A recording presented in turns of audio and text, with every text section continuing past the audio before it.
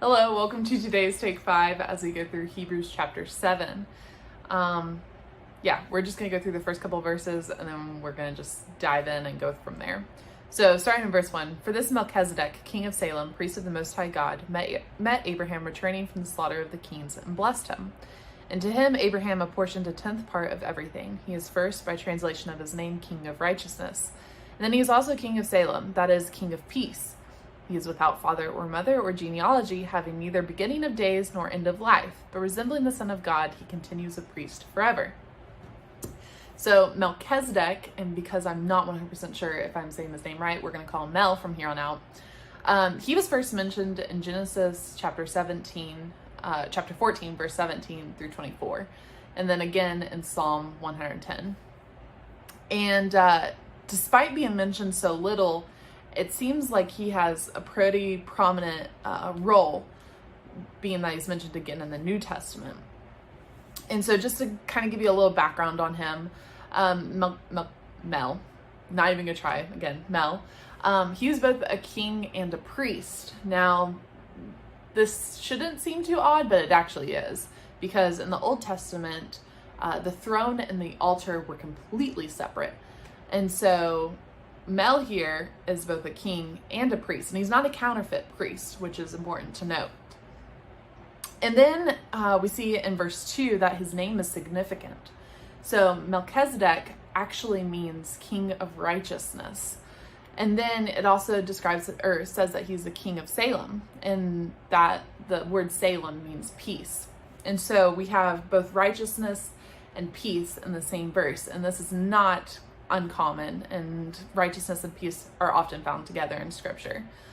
But in verse 3, we learn something super interesting about Mel, and that is that he was a man, which I guess isn't that interesting, but he apparently had no mother or father, and there was no record of his birth date, and there was no record of his death date. So according to the records, he's kind of still living on forever, which we know isn't true and impossible because it says that he was a man. But this is also super interesting because to be a priest, you actually had to prove your genealogy and your ancestry. And it was super, super important to do that. But Mel couldn't, and he didn't. And so when I was first reading this, kind of sounded super familiar. And I think this was intentional. It sounds a lot like Jesus. But I want to make a super important note here that Mel was not some angel or spiritual being or Jesus in the Old Testament. He wasn't any of those things. But I think he is an accurate picture of Jesus in the New Testament. And so this foreshadowing.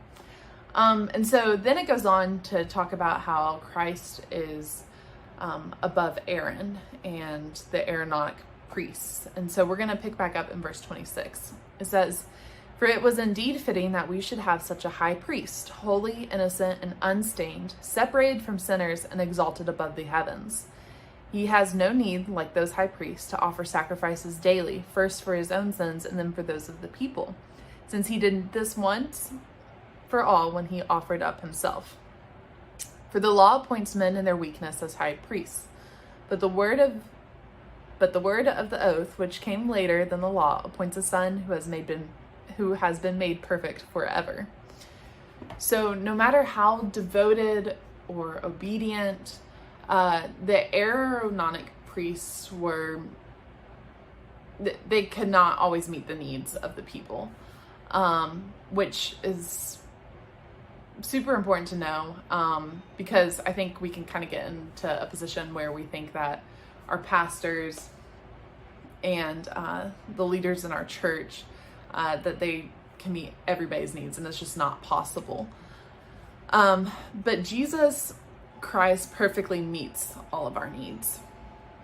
And so it says here that he was blameless, he was unstained, and he was friends with sinners, but his contact with them didn't defile his character or his conduct. And he wasn't isolated, he was separated, but not separated from the people that he ministered to.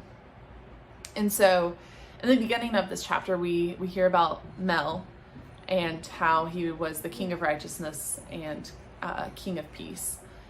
But we see that adequately displayed in Jesus Christ, where he is both righteous and he is peace. And we, as children of him, as children of God, and as co-heirs with Christ, once we accept that salvation, we too are made righteous, and we too have peace in him. And so I hope you guys have a great day. I'll talk to you